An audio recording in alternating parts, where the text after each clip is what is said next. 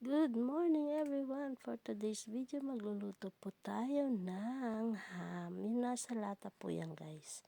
Yan po yung isa sa binigay sa akin nung Pasko. Ayan. Minadali ko na lang dahil alas 2 na po kami nakarating galing sa Cavite. Gutom na kami kaya yan po ang aking niluto. Ayan, pinarito ko lang siya at nilagyan ko lang po ng konting mantika. Ayan po siya, yung ham na yan. Cook ham. Ayan, piniperito natin. Ayan, at babalik na rin na. Masarap po siya, promise. Masarap. Masarap siya. Tinosted ko ng konti kasi gusto ko talaga toasted. Ang sarap niya guys, promise.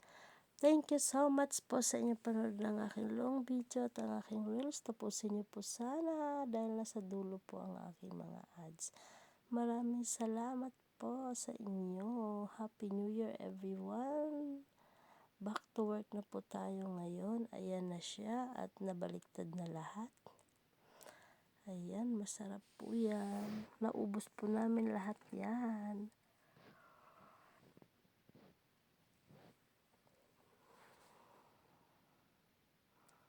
Ayan, minadaling luto lang po.